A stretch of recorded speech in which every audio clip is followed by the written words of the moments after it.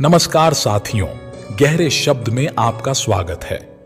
हिंदू धर्म में प्राचीन काल से ही दान पुण्य का विशेष महत्व बताया गया है और जिसमें सबसे बड़ा दान अन्न दान है।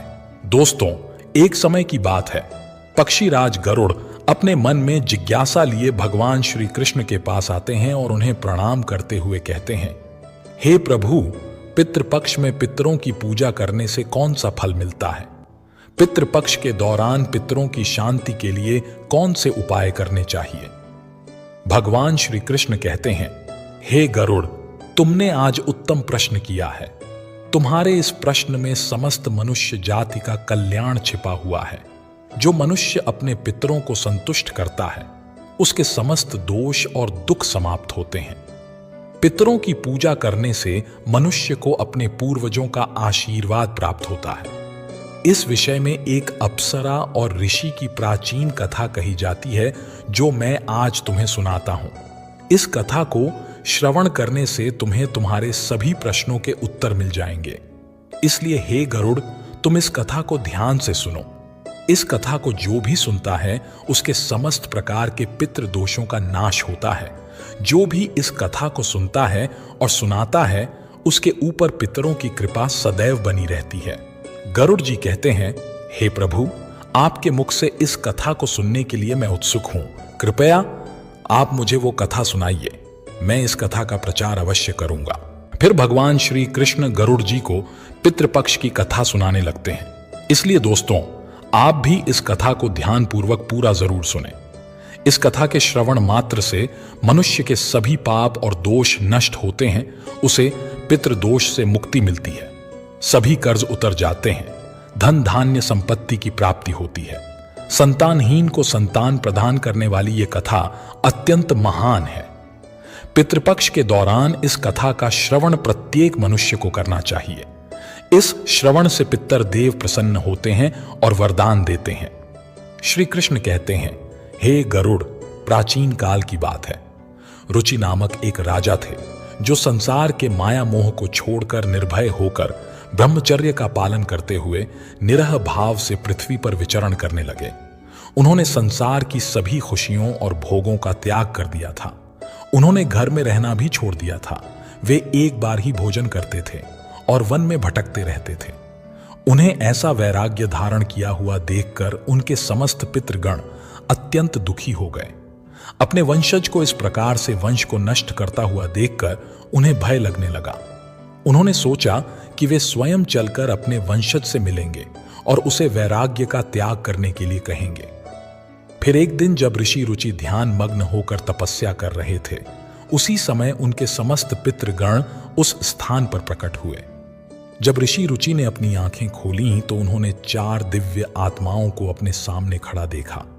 उन्हें देखकर वे आश्चर्यचकित हो गए और उन्हें प्रणाम करते हुए कहने लगे, हे महान आत्माओं, आप कौन हैं और किस कारण से आप मुझे दर्शन देने के लिए पधारे हैं?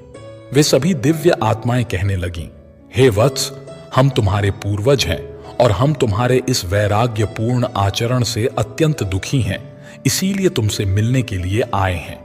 ऋषि रुचि ने उन्हें नमस्कार करते हुए आदरपूर्वक पूछा, हे पितृगण, आप सभी के दर्शन करके मैं कृतार्थ हो गया हूं, किंतु आप मेरे आचरण से दुखी क्यों हैं?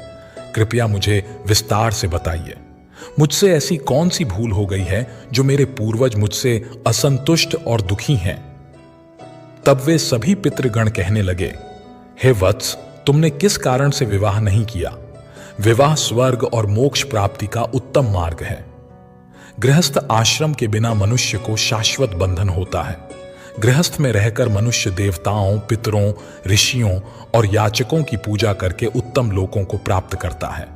वो देवताओं को स्वाहा और पितरों को स्वधा शब्द के उच्चारण से तथा द्वार पर आए अतिथियों और याचकों को दान देकर संतुष्ट करता है।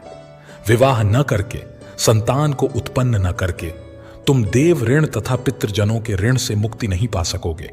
संसार में रहने वाले मनुष्य, ऋषि तथा अन्य प्राणियों के लिए भी तुम प्रतिदिन ऋणी ही हो रहे हो। संतान की उत्पत्ति के बिना तुम स्वर्ग को कैसे प्राप्त कर सकोगे? देव पूजा, पितृ तर्पण तथा संन्यास ग्रहण किए बगैर तुम्हें स्वर्ग की प्राप्ति नहीं होगी। सभी पितर कहते हैं, हे पुत्र, यदि तुमने विवाह नहीं किया तो यह अन्याय केवल तुम्हें कष्ट ही देगा। मरने के बाद तुम्हें नरक की प्राप्ति होगी और अगले जन्म में भी कष्ट भोगोगे। फिर ऋषि ने अपने पितरों से कहा, हे पितरों, जीवन में विवाह करना अत्यंत दुखदायक है। इससे पाप का संग्रह होता है और अंतकाल में यह अधोगति प्रदान करता है। इसी विचार से मैंने स्त्री के साथ विवाह नहीं किया है। स्त्री संग परिग्रह करने से मुक्ति नहीं मिलती। जो व्यक्ति अविवाहित रहकर प्रतिदिन विद्या ग्रहण करता है और ज्ञान के अमृत से अपनी आत्मा को निर्मल करता है, वह मेरे लिए श्रेष्ठ है। विद्वानों ने अनेक प्रकार के सांसारिक कर्मों का वर्णन किया है। इसीलिए मनुष्य को अपने इंद्रियों पर संयम रखकर तत्व ज्ञान के जल से आत्मा को शुद्ध करना चाहिए। फिर पितरों ने कहा, हे वत्स, इंद्रियों को वश में रखकर ज्ञान के द्वारा आत्मा को निर्मल करना चाहिए। तुम्हारा यह कथन उचित ही है, किंतु यह कल्याण का मार्ग नहीं है जिस पर तुम चल रहे हो।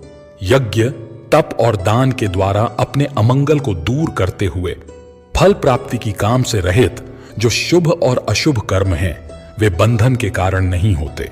जो पूर्व का कर्म है वह भोग से नष्ट होता है। पूर्व जन्म का जो पुण्य कर्म है वह सुख दुख को भोगने से निरंतर नष्ट होता रहता है। फिर ऋषि रुचि ने कहा, हे पितामह, वेदों में कर्म मार्ग के प्रतिपादन द्वारा अविद्या और माया की पुष्टि की गई है। इसीलिए आप मुझे विवाह करने के लिए क्यों प्रेरित कर रहे हैं? विवाह करके मेरा अनिष्ट ही हो जाएगा। पितरों ने कहा, हे वत्स, कर्म द्वारा जो कुछ भी किया जाता है वह अविद्या है, यह सत्य है। किंतु विद्या प्राप्त करना भी एक प्रकार का कर्म है। शास्त्रों में जो विहित कर्म है, सज्जन पुरुष उनका उल्लंघन नहीं करते, उन्हें उसी से मोक्ष की प्राप्ति होती है।